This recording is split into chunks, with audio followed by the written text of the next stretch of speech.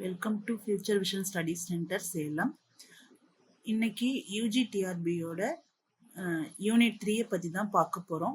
மொத்தம் யூஜிடிஆர்பியில் வந்து 1 to 10 unit வரைக்கும் இருக்குது. இதில் வந்து 3வது யூனிட்டில் இருக்கிற டாப்பிக்கை பற்றி தான் நம்ம இன்னைக்கு பார்க்க போகிறோம். 1 by 1 ஒவ்வொரு டாப்பிக்கை பார்க்கலாம். ஆனால் இந்த டாபிக் வந்து 1857 இருந்து இந்திய விடுதலை போராட்டம் முடிவான 1947 வரைக்கும் இருக்கிற எல்லா போராட்டங்கள் பத்தி இந்த யூனிட்ல இருக்கு. இதுல இருந்து மேக்சிமம் நிறைய கொஷின்ஸ் வர்றதுக்கு வாய்ப்பு இருக்கு. முக்கியமா தலைவர்கள், போராட்டத்திற்கான தலைவர்கள், அதற்கான காரணம் என்ன, அது எந்த பிளேஸ்ல நடந்தது, அதனோட விளைவு என்ன, இதெல்லாம் அதுல வரும். அந்த மாதிரி இன்னைக்கு பெருங்கழகத்தை பத்தி நம்ம பார்க்க போறோம். இங்க பாருங்க, இதுல இந்திய வரலாறு கிபி 1857 முதல் கிபி 1947 வரை இருக்கக்கூடிய இந்த டாபிக் தான் வந்து இந்த யூனிட்ல இருக்கு. இந்த டாபிக் எல்லாமே இந்த யூனிட்ல இருக்கு. இங்க பாருங்க, 1857 கிளர்ச்சி, தன்மை, காரணங்கள் மற்றும் முடிவுகள், இத பத்தி நாம இன்னைக்கு பார்க்க போறோம்.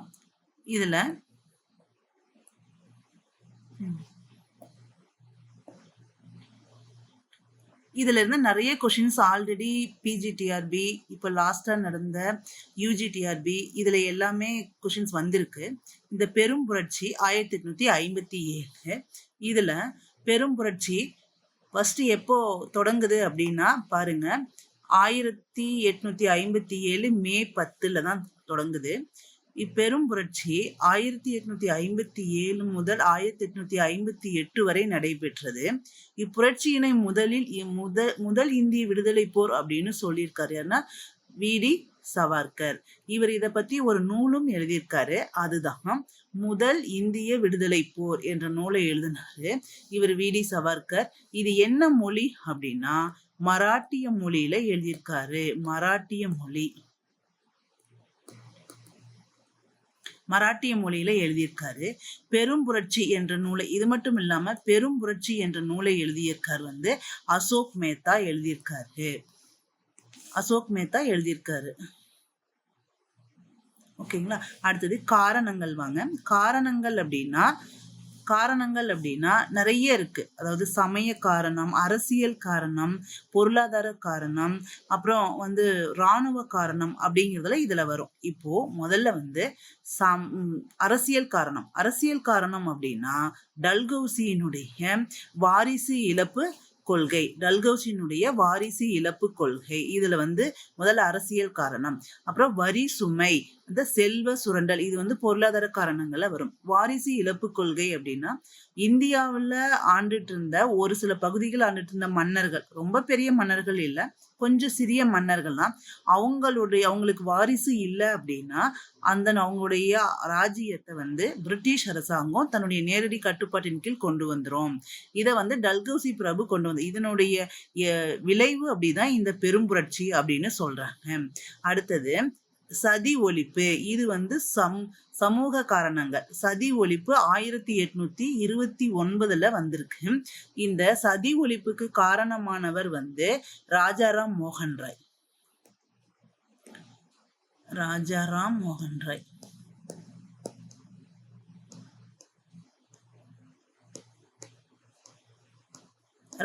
மோகன் ராய். இவருடைய துணையால தான் இவர் வந்து சின்ன வயசுலயே அவருடைய அண்ணாவோட ஒய்ஃப், அண்ணா இறந்ததுக்கு அப்புறம் அண்ணிய வந்து அந்த தீயில தூக்கி போட்டுருவாங்க. அதை பார்த்துட்டு இந்த இந்திய பெண்கள் வந்து இந்த சித்திரவதையை அனுபவிக்க கூடாது, இதற்கு வந்து பிரிட்டிஷ் அரசு வந்து ஒரு சட்டம் கொண்டு வந்து இதை தடுக்கணும் அப்படிங்கிறதுக்காக இவரோட முயற்சியால தான் இந்த சதி ஒழிப்பு 1827 ஒழிக்கப்பட்டது. அதுக்கப்புறம் விதவை மறுமண சட்டம் 1856. இதுவும் வந்து விதவைகள், இந்தியர்கள் பொதுவா என்ன நினைப்பாங்க அப்படின்னா விதவைகள் அதுக்கு மேல அவர்களுக்கு வாழ்க்கை இல்லை, விதவை பெண்களுக்கு அதுக்கு மேல அவர்களுக்கு வாழ்க்கை இல்லை அப்படின்னு தான் நினைப்பாங்க. ஆனா இந்த சட்டம் கொண்டு வந்ததுக்கு அப்புறம் விதவைகளும் மறுமணம் செய்துக்கலாம் அப்படின்னு வந்ததுனால இதை வந்து இந்தியர்கள் வந்து முக்கியமா முஸ்லிம்கள் எதிர்த்தாங்க. அதனால அதுவும் ஒரு காரணமா இருந்தது. சமய சட்டம்.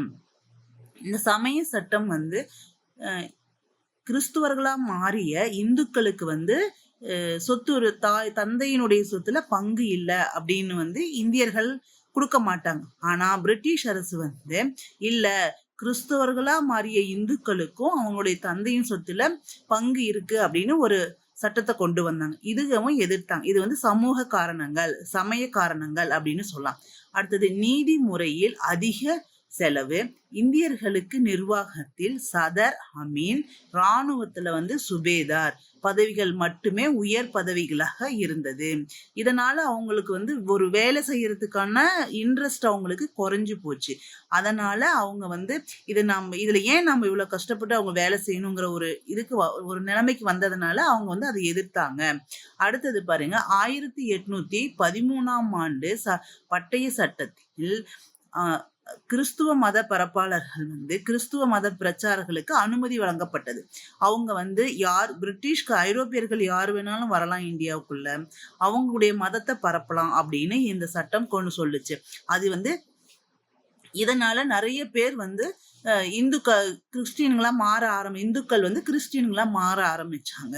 அதனால இந்த சட்டத்தையும் வந்து அவங்க வந்து நம்மள வலுக்கட்டாயமா மதம் மாத்துறாங்க அப்படிங்கிறதுனால இந்துக்கள் வந்து இதை எதிர்த்தாங்க. அடுத்தது, இந்திய சிப்பாய்களுக்கு குறைந்த ஊதியம். இந்திய சிப்பாய்கள் வந்து வெளிநாடுகள்ல பிரிட்டிஷ் அரசோட சிப்பாய்களை போய் சண்டை போடுவாங்க. ஆனா அவர்களுக்கும் ஊதியம் ரொம்ப கம்மியா தான் இருக்கும். இதனால அந்த சிப்பாய்கள் வந்து இந்த கழகத்தை தொடங்குறதுக்கு விரும்பினாங்க. அடுத்தது, இந்திய சிப்பாய்களின் குறைந்த ஊதியம்.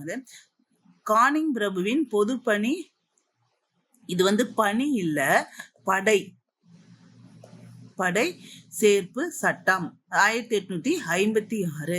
அதாவது பொது பணி படை சட்டம் வந்து இந்தியர்கள்ல வந்து அதிகமான இந்தியர்கள் வந்து அவங்களுடைய படை பிரிவுல இருந்தாங்க. அதாவது 5:1 வரும். ஓகேங்களா? 5 இந்தியர்கள், ஒரு ஆங்கிலேயர் போர்வீர், அந்த மாதிரி சிப்பாய்கள் இருப்பாங்க. இந்த மாதிரிதான் கொண்டு வந்தாங்க. இதனால அவங்களுக்கு வந்து இந்தியர்களை வந்து வலுக்கட்டாயமா வந்து சிப்பாய்களா மாத்துறாங்க அப்படிங்கிற ஒரு அவங்களுக்கான எண்ணம் வந்தது. அடுத்தது, இந்த பெரும் கழகத்தினுடைய தன்மைகள் அப்படின்னா ஒவ்வொரு வரலாற்றாளர்களும் இதை பத்தி ஒரு சில கருத்துக்களை சொல்லியிருப்பாங்க. அதுல வந்து ஐரோப்பிய வரலாற்றாளர்கள் என்ன சொல்லியிருக்காங்க அப்படின்னு பார்க்கலாம். அப்படின்னா, சமய வெறி பிடித்த வெறி இயக்கத்தினருக்கும் கிறிஸ்துவர்களுக்கும் இடையிலான போர் அப்படின்னு சொல்லியிருக்காங்க. யாரு சொல்லியிருக்காங்க? யார் சொல்லியிருக்காங்க? LER ரீஸ் வந்து சொல்லியிருக்காரு. என்னன்னு சொல்லியிருக்க? சமய வெறி பிடித்த வெறி இயக்கத்தினருக்கும் கிறிஸ்துவருக்கும் இடையிலான போர் அப்படின்னு சொல்லியிருக்காரு. இவர் வந்து ஐரோப்பிய வரலாற்றாளர். ஓகேங்களா? அடுத்தது வந்து இன்னொருத்தர் சொல்லியிருக்காரு, காட்டு மிராண்டித்தனத்திற்கும் நாகரிகத்திற்கும் இடையிலான போர் அப்படின்னு சொல்லியிருக்காங்க. யார் சொல்லியிருக்காங்கன்னா, TR ஹோம் சொல்லியிருக்காரு. இது வந்து தன்மைகள்.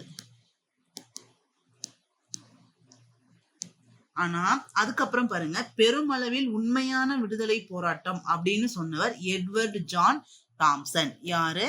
எட்வர்ட்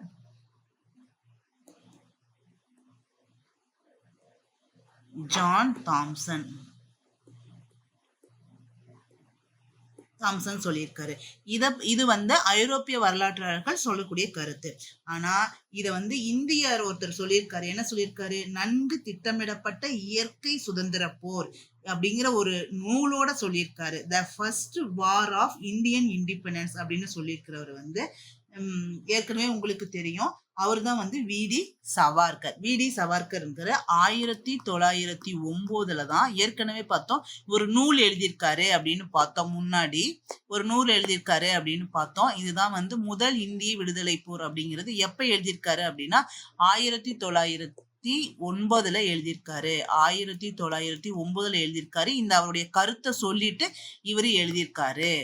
என்ன கருத்து சொல்லியிருக்காருன்னா, நன்கு திட்டமிடப்பட்ட இயற்கை சுதந்திர போர் அப்படிங்கிறத சொல்லியிருக்காரு. அதோடைய நூல் வந்து மராட்டிய மொழியில் எழுதப்பட்டது. ஓகேங்களா? அடுத்தது, இதையே வந்து இந்த கழகத்தை பத்தி கர்னல் மல்லீசன் வந்து ஆங்கில தளபதி, வங்காளப்படையின் ஆங்கில தளபதி இவர் என்ன சொல்லியிருக்காங்கன்னா, the making of the Bengal army அப்படிங்கிற ஒரு சிறு ஏட்ல வந்து சொல்லியிருக்காரு. ஒரு ராணுவ வீரரின் கலகம் விரைவாக தனது குணாதிசயத்தை மாற்றிக்கொண்டு தேசிய எழுச்சியாக மாறியது அப்படின்னு சொல்லியிருக்காரு. இது வந்து ஒரு ஸ்கூல் புக்லயே இது கொடுத்துருக்காங்க. அதாவது ஆங்கில தளபதியே இதை பத்தி ஒரு கருத்தை சொல்லியிருக்காரு அப்படிங்கிறது ரொம்ப இம்பார்ட்டன்டா இருக்கு. இதை பத்தி கொஸ்டின் இது வரைக்கும் வரல, இனிமே வர்றதுக்கான வாய்ப்புகள் நிறைய இருக்கு.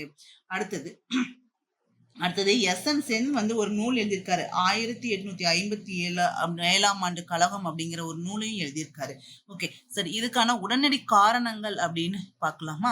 உடனடி காரணம் என்ன அப்படின்னா, கொழுப்பு தடவப்பட்ட தோட்டாக்களை பயன்படுத்த சிப்பாய்கள் மறுத்தனர்.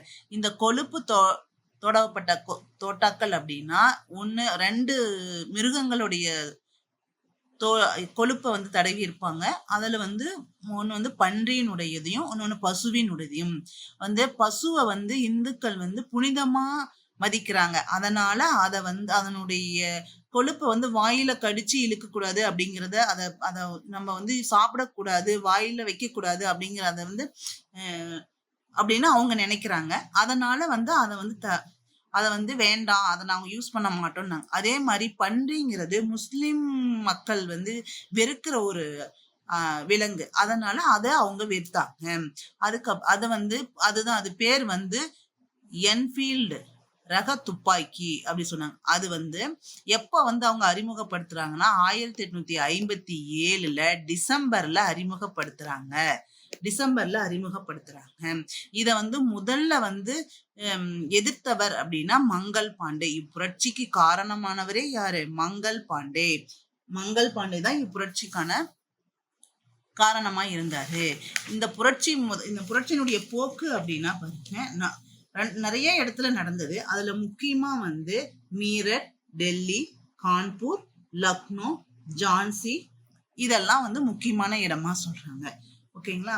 இந்த மங்கள் பாண்டே எந்த ஒரு இடத்தை வந்து சேர்ந்தவர் அப்படின்னு பார்த்தோம்னா, இவர் வந்து பாரக்பூர் அந்த இடத்தை சேர்ந்தவர். இவர் வந்து 34வது காலாட்படை வீரர் இவர். ஓகேங்களா? காலாட்படை வீரர் இவர் ஒரு பிராமணர். ஓகேங்களா? இவர் வந்து ஒரு பிராமணர். ஆனா இவரை வந்து கைது பண்ணி தூக்குலையும் போட்டுருவாங்க.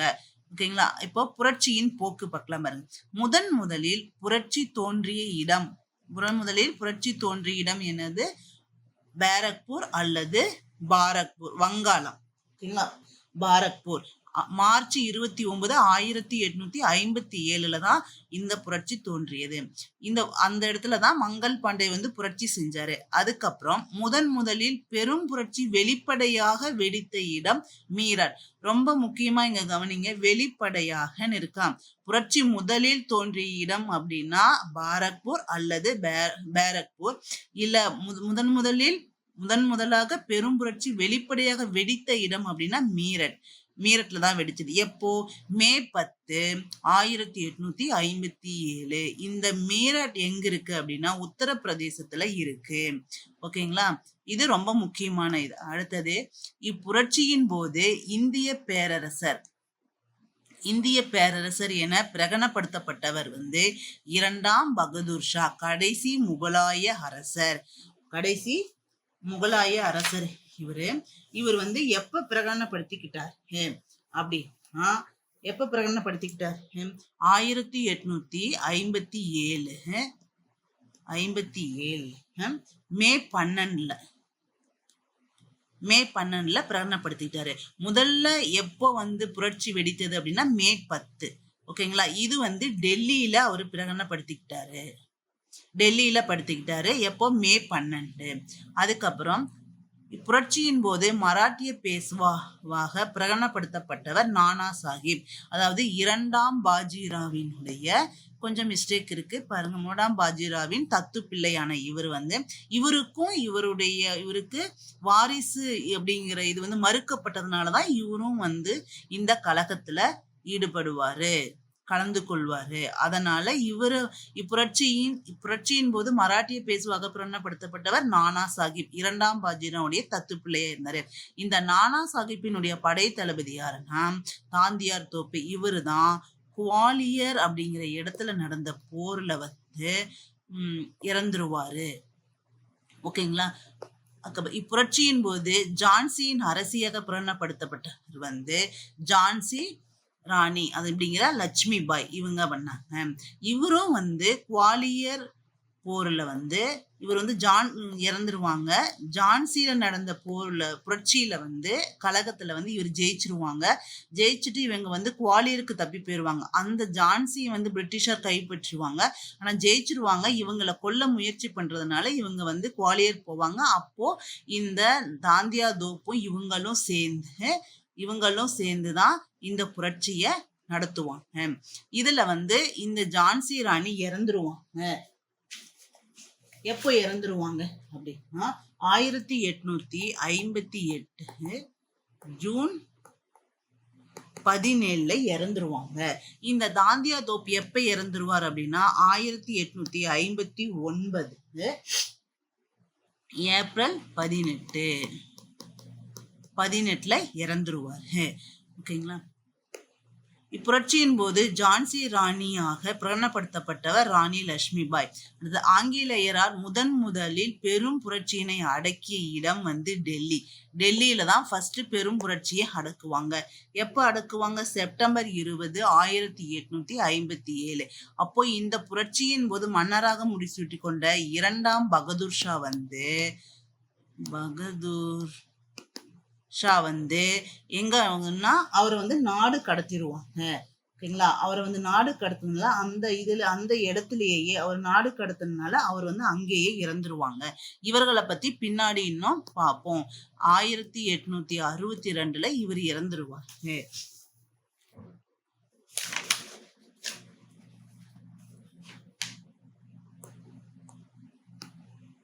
அடுத்தது இங்க பாருங்க. கழகம் நடைபெற்ற இடம். கழகம் நடைபெற்ற இடம். அதனுடைய தலைவர்கள் யாரு? புரட்சியை அடைக்கிறவர்கள். இது ரொம்ப இம்பார்ட்டன்டான இடம். எப்படி அப்படின்னா ஜான்சி. இப்போ ஜான்சியில வந்து யாரு தலைவரா இருந்தாங்க? ராணி லட்சுமி பாய். ஓகேங்களா?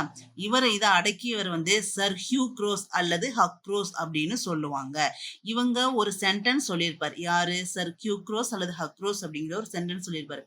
இந்த பெரும் கழகம் நடைபெற்ற போது ரொம்ப நல்ல வீரரை நான் பார்த்தேன். அவங்க தான் வந்து இந்த ராணி லட்சுமி பாய் அப்படின்னு சொல்லியிருப்பாரு. இது வந்து 2019 பிஜிடிஆர்பி கொஸ்டினா இருந்தது. 2019 பிஜிடிஆர்பி கொஸ்டினா இது இருந்தது.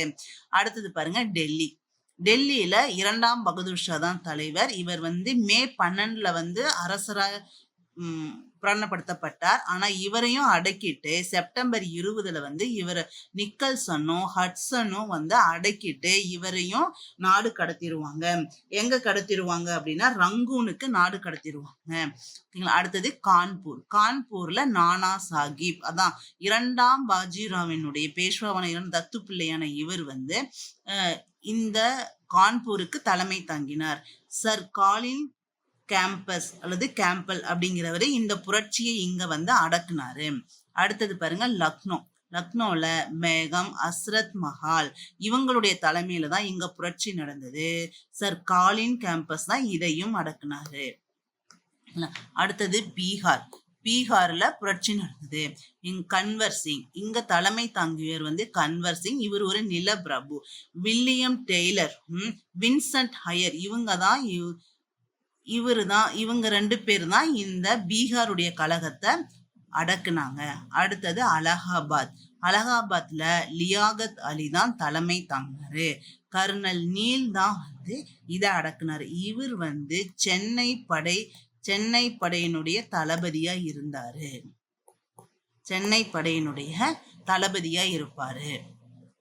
அதுக்கப்புறம் இங்க பாருங்க, ஒரு முக்கியமா இம்பார்ட்டன்டான ஒரு இது சென்னை படை வந்து எந்த இடத்துல நடந்த கழகத்துக்கு உதவிக்கு போனாங்க அப்படின்னா கான்பூர்ல நடந்த புரட்சிக்கு ஆங்கில படைக்கு துணையா போனவங்க வந்து சென்னை படை போச்சு. யாரு தலைமையில போச்சுன்னா யாரு தலைமையில போச்சுன்னு இல்லை, ஆனா சென்னை படை போய் அவங்களுக்கு ஹெல்ப் பண்ணதுனால இவங்க வந்து கலகத்தை அடக்கிட்டாங்க.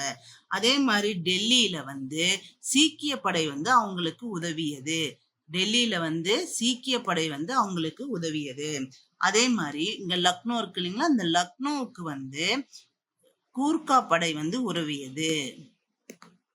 படை ஆங்கிலேயர்களுக்கு உதவியாங்க. இவங்க எல்லாமே வந்து ஆங்கிலேயர்களுக்கு தான் உதவினாங்க. இந்தியர்களுக்கு யாருமே உதவவே இல்லை. ஒரு சில அரசர்களை தவிர வேற யாருமே வந்து உதவவே இல்லை அப்படின்னு சொல்லலாம். அடுத்தது இந்த புரட்சியினுடைய முடிவு பாருங்க. இந்த முடிவு இரண்டாம் பகதூர் ஷா வந்து ரங்கூனுக்கு நாடு கடத்தப்பட்டார். ஓகேங்களா. அவர் எப்ப இறந்தாரு? 1862 இறப்பாரு. நாடு கடத்தப்பட்டது 1857 செப்டம்பர் வந்து 20 புரட்சி அடக்கப்பட்டது. உடனே நாடு கடத்தப்பட்டார். ஓகேங்களா. அடுத்தது கன்வர் சிங் வந்து பீகார்லேயே இறந்துருவார். பீகார்ல இறந்துருவார். தானா இவரு மட்டும்தான் இறப்பாரு. ஓகேங்களா. அடுத்தது லட்சுமி பாயை வந்து குவாலியர் போரில் இறப்பே. ஆல்ரெடி நான் சொல்லியிருந்தேன், குவாலியர் போர் வந்து இறந்துட்டாங்க. ஈரெல்லாம் மேல கொடுத்துருந்தேன். சரிங்களா.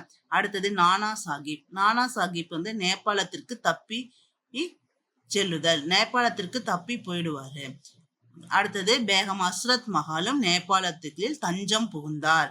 அதாவது தாந்தியா தோப் இவர் என்ன பண்ணார்? தூக்கில் இடப்பட்டார். இவங்க முன்னாடி இயர் கொடுத்திருந்தேன், இந்த இயர்ல அவங்க தூக்கிலிட்டாங்க அப்படின்னுட்டு.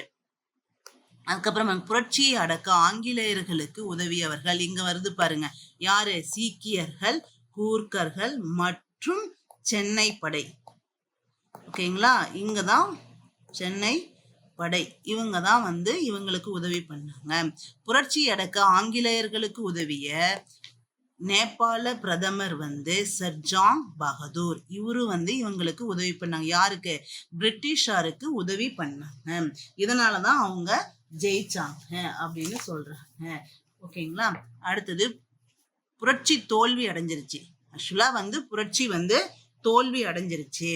ஓகேங்களா. இதுல ஒரு இப்படியெல்லாம் கூட கொஸ்டின் வரும். எப்படின்னா, அதாவது இந்த புரட்சியில் கலந்து கொண்டவர்கள்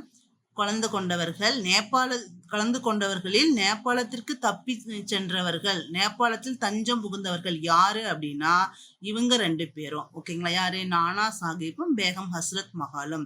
அடுத்தது குவாலில் இங்கே இறந்தவர்கள் அப்படின்னா லட்சுமி பாயும்.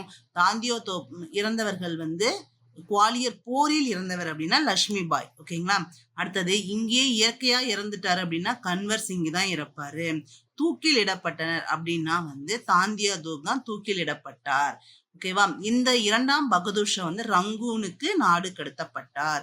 இந்த மாதிரியும் கொஸ்டின் வர்றதுக்கு வாய்ப்புகள் அதிகமா இருக்கு. அடுத்தது இந்த புரட்சிக்கான காரணங்கள் பாருங்க. தோல்வி அடைவதற்கான காரணங்கள், புரட்சி தோல்வி அடைவதற்கான காரணங்கள். இன்னொரு விஷயம் என்னன்னா, இதுல வந்து படித்த இந்தியர்களும் ஜமீன்தார்களும் இந்த புரட்சியில கலந்துக்கவே இல்லை. ஏன்னா அவங்க வந்து பிரிட்டிஷாருடைய ஆட்சி விரும்பினாங்க. ஏன் அப்படின்னா இந்தியாவுல நிறைய மூட நம்பிக்கைகள் நிறைய இருந்தது. இதெல்லாம் போகணும், மக்கள் வந்து எழுத்தறிவு பெறணும் அப்படின்னா ஆங்கில ஆட்சி தான் வேணும் அப்படின்னு சொல்லிட்டு விரும்பினாங்க படித்த இந்தியர்கள். ஓகேங்களா. அடுத்தது புரட்சி தோல்வியடைய காரணங்கள். புரட்சியாளர்களிடையே நிலவிய ஒற்றுமையின்மை இது எதை குறிக்கும் அப்படின்னா, இப்போ ஒரு குறிப்பிட்ட பகுதியை சேர்ந்த ராஜா வந்து அவருடைய பகுதிக்காக மட்டுமே போராடுற மாதிரி இருந்தது. ஒட்டுமொத்த இந்தியாவுக்காக போராடுற மாதிரி இல்லை. ஓகேங்களா. அடுத்தது கிளர்ச்சி 2 பாருங்க. கிளர்ச்சியாளர்களின் திறமையற்ற தன்மை. கிளர்ச்சியாளர்கள் வந்து முதல்ல வந்து ரொம்ப ஃபாஸ்டா வீரமா போராட ஆரம்பிச்சாங்க. போக போக அவங்களுக்கு ஆதரவு குறையும் போது, ஆங்கிலேயர்களின் அடக்குமுறை அதிகமாகும் போது அவங்க கொஞ்சம் திறமை இல்லாதவர்களா தெரிஞ்சாங்க. யாரோட? பிரிட்டிஷாரை ஒப்பிடும் போது இவங்க இந்தியர்கள் வந்து இந்த கலகக்காரர்கள் வந்து திறமை இல்லாதவர்களா இருந்தாங்க. அப்புறம் வடக்கு மத்திய பகுதிகளில் மட்டும் கிளர்ச்சி பரவுதல். ஆனா சென்னையில இல்ல, தென்னிந்தியாவுல புரட்சி பரவவே இல்லை.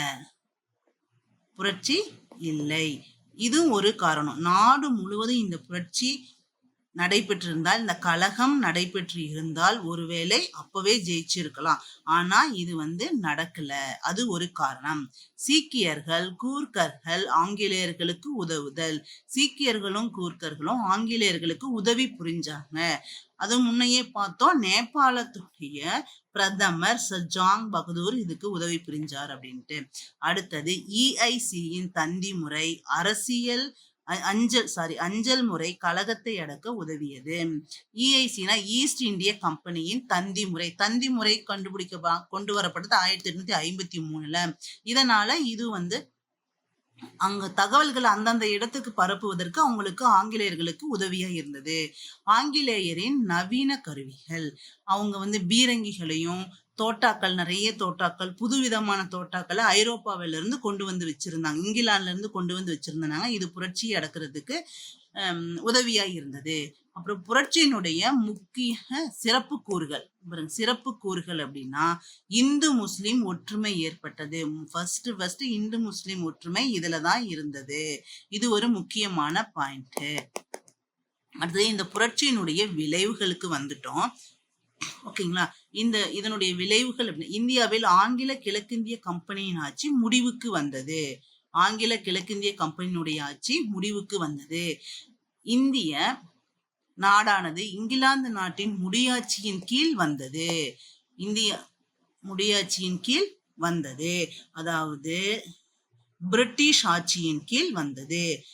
பிரிட்டிஷ் கவர்மெண்ட் கீழே வந்துச்சு. இதுக்கு முன்னாடி இருந்தது BEIC, பிரிட்டிஷ் ஈஸ்ட் இந்திய கம்பெனி. இது பிரிட்டிஷ் கவர்மெண்ட் கீழே வந்தது. அதுக்கப்புறம் இந்திய அரசு சட்டம் வெளியிடப்பட்டது ஆகஸ்ட் 2, 1858. இங்கிலாந்து பாராளுமன்றத்தில் நிறைவேற்றப்பட்டது.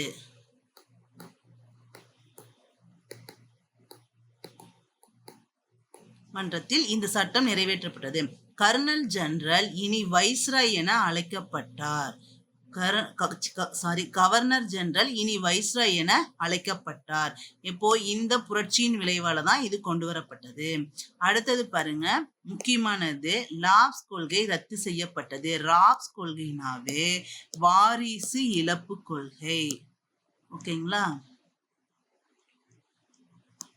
இழப்பு கொள்கை ரத்து செய்யப்பட்டது.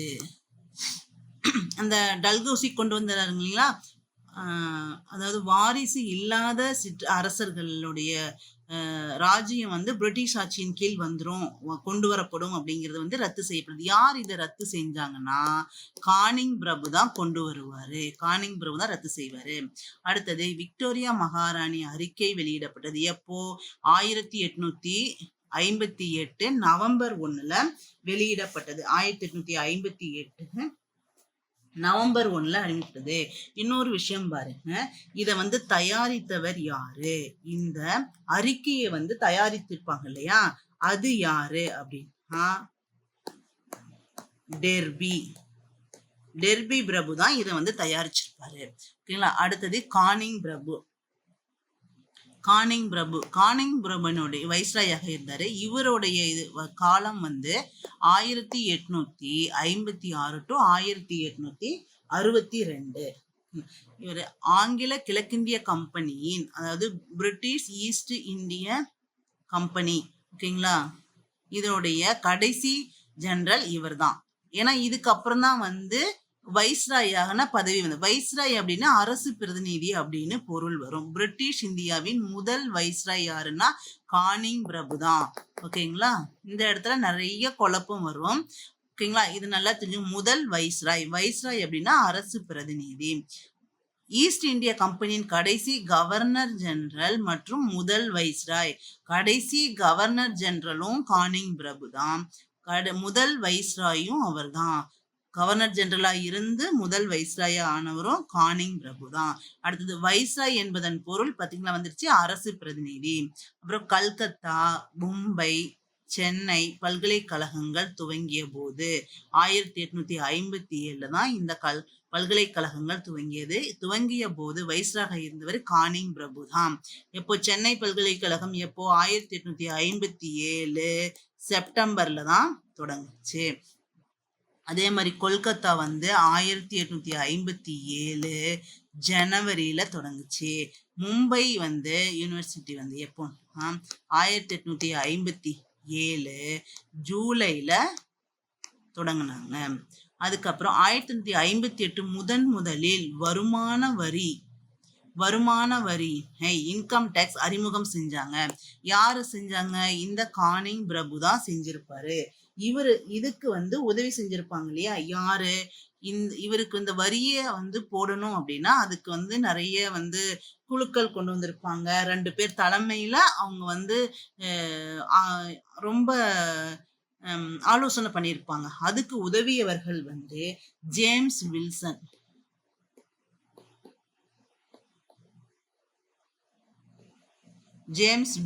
ஒருத்தர். ஓகேங்களா? அடுத்தவர் வந்து சாமுவேல் லெயின். ஓகேங்களா? இவங்க தான் இவருடைய வருமான வரியை அறிமுகம் செய்யறது காரணமானவங்க. யாருடையது? கானிங்கோடையது. 1857 ஆண்டு பெரும் புரட்சி நடந்த போது வைஸ்ராக இருந்தவர் கானிங் பிரபு. இவரை கருணை உள்ள கானிங் அப்படின்னு அழைத்து. யார் அழைச்சாங்க? இந்தியர்கள் கண்டிப்பா கிடையாது. யாரு? ஐரோப்பியர்கள். ஏன் அப்படின்னா இந்த பெரும் கழகத்துல ஈடுபட்டவர்கள் கொஞ்சம் பேருக்கு வந்து இவர் வந்து விடுதலை பண்ணிட்டாரு. எந்த தண்டனையும் கொடுக்கல.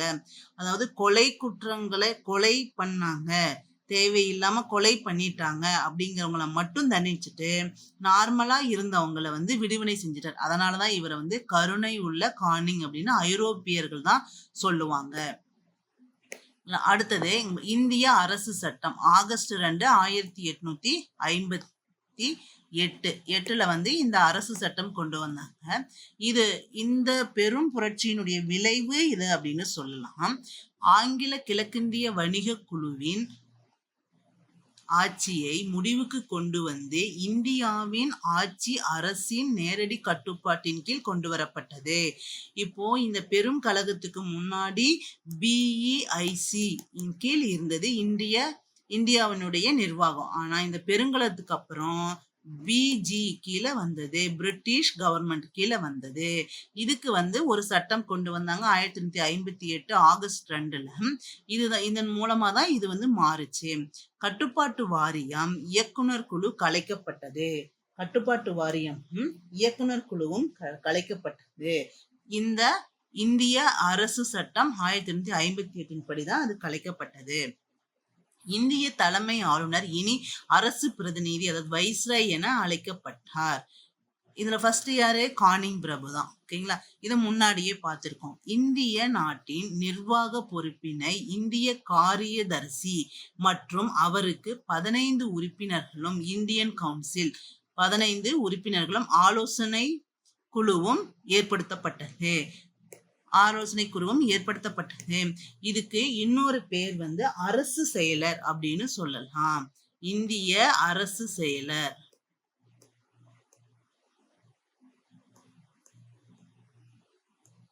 செயலாளர். இதுல ஃபர்ஸ்ட் இந்திய அரசு செயலாளர் யாரு இருந்தாங்க அப்படின்னா யாருன்னு பாருங்க. யாராவது தெரிஞ்சா சொல்லுங்க. ஞாபகம் வருதான்னு பாருங்க. ஸ்டான்லி பிரபு தான் முதல் இந்திய அரசு செயலாளர் அல்லது இந்திய காரியதரிசி அப்படின்னு சொல்லுவாங்க. இந்திய நாட்டின் நிர்வாக பொறுப்பினை இந்திய காரியதரிசி மற்றும் அவருக்கு 15 உறுப்பினர்களும் கொண்ட ஆலோசனை குழுவும் உருவாக்கப்பட்டது. இந்த 15 பேர்ல 8 பேர் வந்து அரசினுடைய நேரடி நியமனமும் 7 பேர் வந்து இயக்குனர் மன்றமும் தேர்ந்தெடுத்தாங்க இந்த உறுப்பினர்களை. ஓகேங்களா? இந்த அரசியலுடைய கீழே இருக்கிற உறுப்பினர்களை தேர்ந்தெடுத்தாங்க. இதை வந்து இதுக்கு அடுத்ததா வரக்கூடிய விக்டோரியா மகாராணியை பத்தியும் அந்த சட்டங்கள் பார்த்தீங்களா, அதனுடைய இந்திய சட்டங்கள் வருது பார்த்தீங்களா, பிரிட்டிஷார் கொண்டு வந்தது, இதை பத்தி முழுசா பார்க்கலாம். ஓகேங்களா? அவ்வளவுதான். இப்போ இதுவரைக்கும் என்ன பார்த்தோம் அப்படின்னு ஒரு ஜஸ்ட் ஒரு ரீகால் பண்ணிக்கலாம். இந்த பெரும் கழகம் அப்படின்னா என்ன, எப்ப நடந்தது, என்ன வருஷம் நடந்தது அப்படிங்கிறத பார்த்தோம். அடுத்தது இத பத்தி வந்து யார் நூல் எழுதியிருக்காங்க அப்படிங்கிறது பார்த்தோம். யார் எழுதியிருக்காங்க, எஸ்என் சென்னும் விடி சவார்கரும் பண்ணியிருக்காங்க. எஸ்என் சென்னும் விடி சவார்கரும் பண்ணியிருக்காங்க. அப்புறம் அசோக் மேத்தா அப்படி ஒரு முறை எழுதியிருக்காங்க. அடுத்தது காரணங்கள் பார்த்தோம். இத வந்து சமூக காரணம், பொருளாதார காரணம், இராணுவ காரணம், சமய காரணம் அப்படிங்கிறதும் இது பிரிச்சுக்கலாம். ஓகேங்களா, இத வந்து காரணங்கள் பார்த்தோம். அடுத்தது உடனடி காரணம் பார்த்தோம். உடனடி காரணத்துக்கு என்னன்னா, கொழுப்பு தடப்பட்ட தோட்டாக்களை அறிமுகப்படுத்தியது, பிரிட்டிஷார் அறிமுகப்படுத்தியதுதான் இதற்கான உடனடி காரணமா இது. அது என்ஃபீல்டு ரக துப்பாக்கிகள் அப்படின்னு. அப்புறம் புரட்சியின் போக்கு. புரட்சி முதலில் புரட்சி தோன்றிய இடம் எங்க, முதலில் புரட்சி வெளிப்படையாக தோன்றிய இடம் எங்க, இந்த புரட்சியில் போது யார் வந்து கலந்துகிட்டாங்க, இதுல முகலாய மன்னரும் கலந்துகிட்டாரு இல்லைங்களா. அடுத்து மராட்டிய பேஷ்வான இவர் நானா சாஹிப்பும் கலந்துகிட்டாரு. இதை பத்தி எல்லாம் பார்த்தோம். அப்புறம் ஜான்சி ராணி யாரு, அவங்க டெல்லியில எப்ப புரட்சி வந்து அடக்குனாங்க, ஆங்கிலேயர் முதல்ல டெல்லியில தான் அடக்குனாங்க, எப்ப அடக்குனாங்க அப்படிங்கிறத பத்தியும் பார்த்தோம். அடுத்தது கலகம் நடைபெற்ற இடங்கள் மற்றும் தலைவர்கள், அதை அடக்கிய ஆங்கில தளபதிகளை பத்தி நம்ம பார்த்தோம். இது ரொம்ப இம்பார்ட்டன்டான இது வந்து 8th புக்லயும் இருக்கு.